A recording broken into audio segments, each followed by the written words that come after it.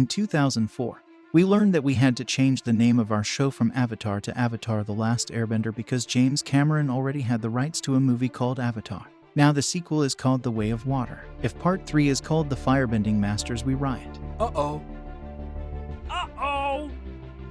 Uh-oh. I never understood why Avatar was the highest selling movie of all time. Now don't get me wrong, it's a great movie and technologically revolutionary for its time. I mean, it literally did something no one had ever done before. But the story isn't innovative. The movie crawls along at 2 hours and 42 minutes, and the oddly sexual tail thing with the and the it's weird, babes. It's weird. Furthermore, it's always confusing when you're talking about Avatar and you confuse it with the iconic animated Nickelodeon series Avatar: The Last Airbender. People will be like, oh, the movie with the blue people? No, the one with progressive storytelling, a strong female lead, and a badass, bald, 100-year-old kid who can throw things with his mind and the help of Mother Nature. It was hard enough with two franchises sharing the same name, but then we find out that the sequel to Avatar is called Avatar: The Way of Water. That's fishy. That's very, very interesting. Is James Cameron pulling from a beloved, nostalgic franchise that literally shares the same name? Or is it all just one big elemental coincidence? That's what we're about to find out.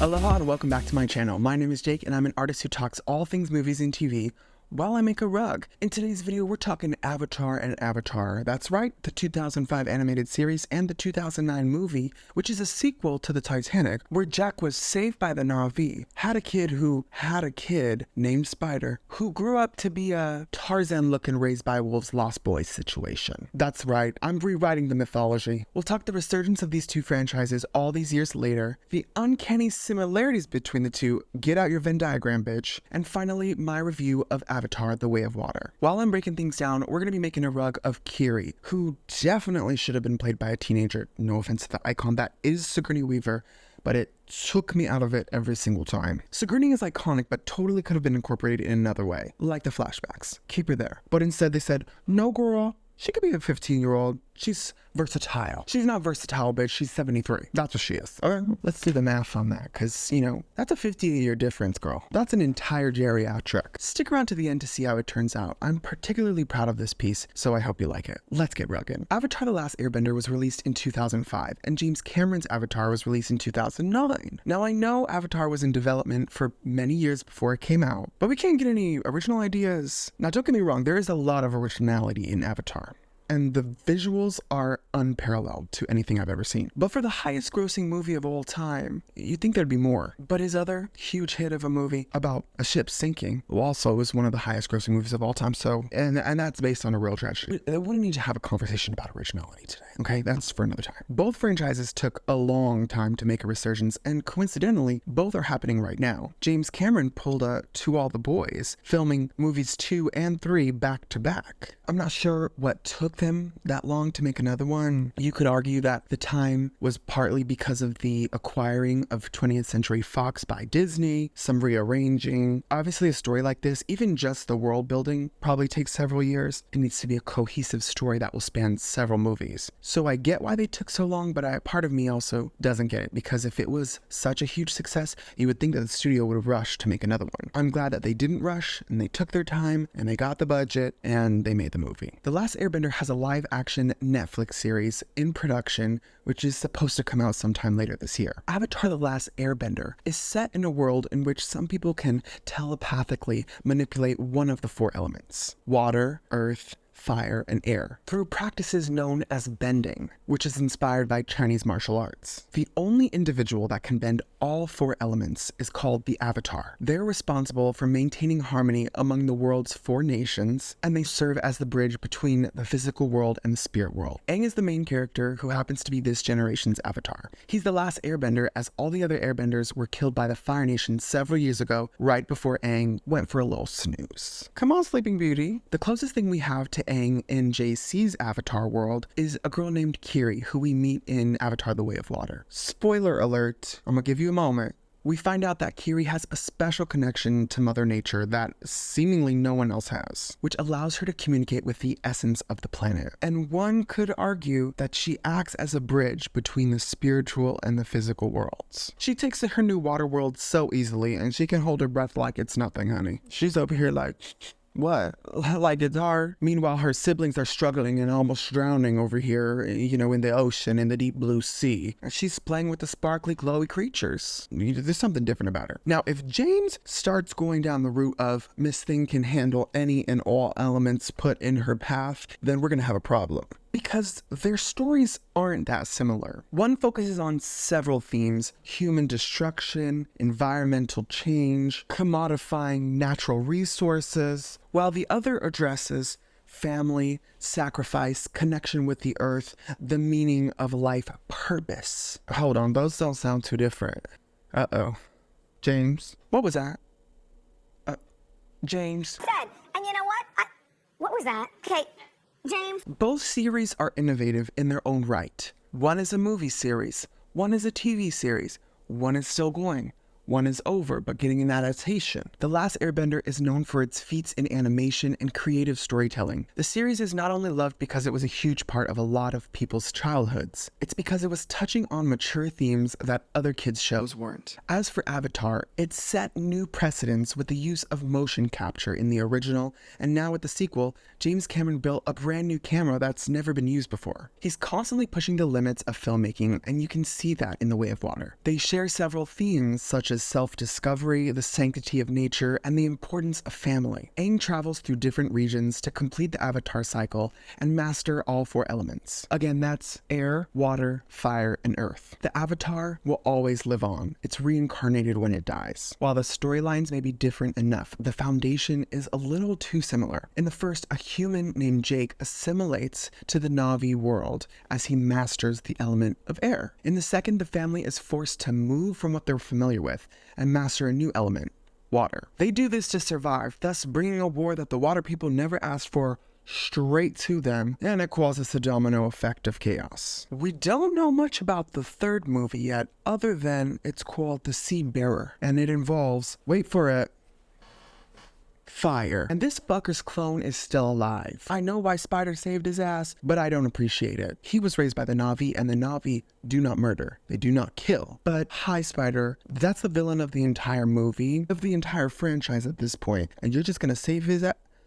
Hey, I'm happy for Stephen Lang. I'm glad you've got a gig, and a well-paying one at that. But your character was killed off and then brought back to life, and then almost killed off again, but saved by his offspring, which was the offspring of the guy that was killed in the first one, who I thought we were done with. Now let's do a little likes and dislikes of The Way of Water. If you haven't seen the movie and you don't want any spoilers, just skip this part and go to the reveal. I liked the focus on the emotional aspect of living on Pandora and what it's like to raise a family there. Na'vi, they're just like us. No, they're not. They're actually quite different, and if anything, better than the human race, mama. They are emotionally intelligent, empathetic, they care, they're built different. I watched The Way of Water in IMAX 3D, and I don't know if it's just the format I watched it in, but many of the scenes felt like cutscenes in a video game. Now, not knocking cutscenes in a video game, but it feels very different from watching a movie. Some of these scenes were disorienting, and it made me feel a little woozy. The way the scene vibrated at times just had me a little bit confused. It never sacrificed its beauty for its experimental techniques of filmmaking, but a couple times I looked around thinking, is everybody else seeing what I'm seeing? Or is it just me, or am I the problem? I don't think I'm the problem. Okay, my eyes are perfectly calibrated. Sometimes I don't know what the hell I was looking at. It felt like the movie was just doing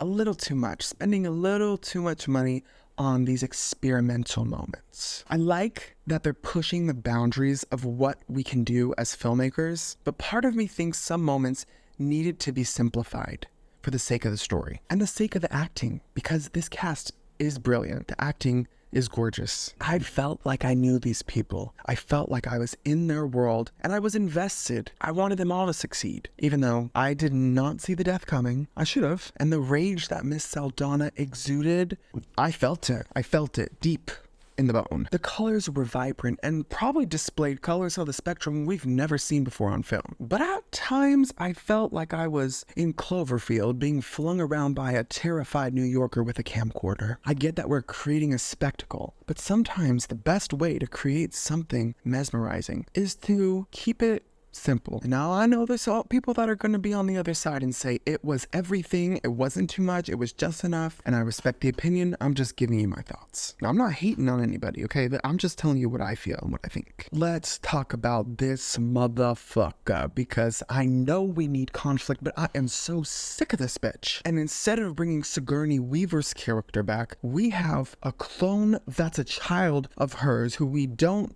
know how she got impregnated. Was she impregnated by the planet itself? I don't know. Possibly. That's a lie. That's like Kesha fucking a ghost. Impossible? Maybe not. By the end of number 2, the bitch is still breathing even though Daddy Jake pummeled his ass straight into the ocean floor. After sitting in my seat for 3 hours, I was really hoping that this man was gonna go to the Navi fucking heavens. But instead, he's still with us. Yeah, I don't think I've ever wanted a character to be dead more, but no, he's still there. Let's get back to the extra comment I was talking about earlier. It feels like James is being extra just to be extra. They had Miss Kate Winslet doing underwater training for an animated movie, babes. For a computer-generated movie, babes. Every pixel, all the colors. I know that they did several things with practical effects, but most of that budget was spent on CGI. And they had this mature woman get into a pool and hold her breath for over 7 minutes. And while it's incredible that she beat Tom Cruise's record, it seemed completely unnecessary. No, she wasn't filming a James Bond movie. No, she wasn't filming a Lara Croft movie. She wasn't filming anything where we need to see her human body holding her breath underwater for 7 minutes. She's playing an alien who was born in water, who naturally breathes in water, especially after seeing the movie. Like, first of all, who did she play? Who the hell did Kate Winslet play? Because I saw that water training video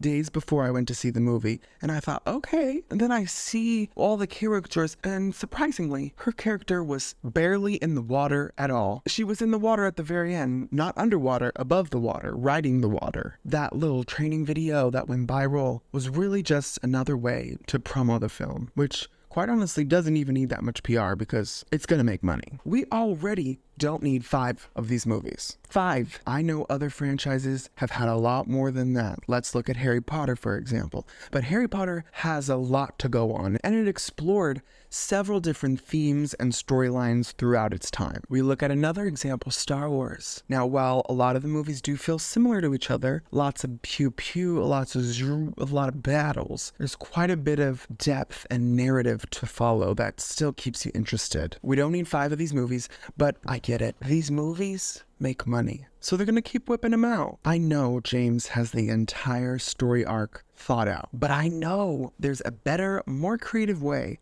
to tell this story in less than 15 hours. Disney bought 20th Century Fox, so they now own 3 of the biggest names in cinema: Star Wars, Marvel, and Avatar. And this is only talking about the number of movies needed to tell this story, because the art is impeccable.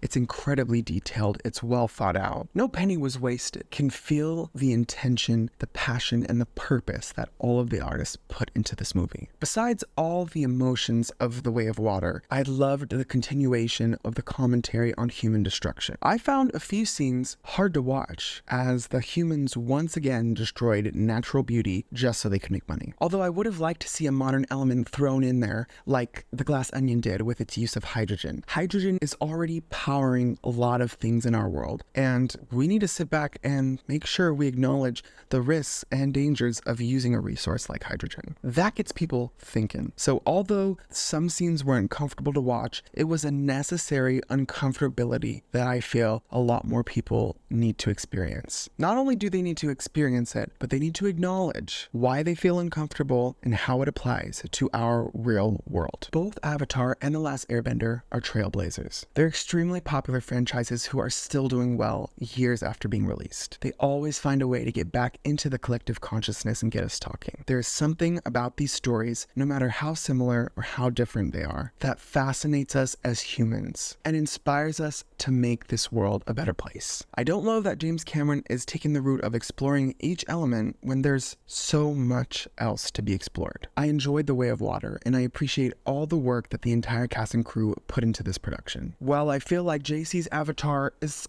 getting to be a little too similar to The Last Airbender, maybe it's all just in my head. Or maybe something's a little fishy here. And Mr. Cameron, if you've got an answer for me, hit me up, because I'd love to chat. With all that said, I can also acknowledge how important these 4 foundational elements are to this world, and how important they are as pillars in telling the story. We're talking about greed, capitalism, the sanctity of nature, human destruction, climate change, and without highlighting each element, we lose a part of why we're fighting so hard to protect Mother Nature. So while you could say we're watching a movie about a bunch of blue people for 3 hours all day long, there's a bigger conversation to be had, and I hope these conversations are happening in rooms big enough to make an impact. Because at the end of the day, Pandora may be a made-up place, but Earth isn't. We've only got one of her, and we are destroying her faster than we want to admit. Grab your Tarooks and your sex braids, because it's time for the rug reveal.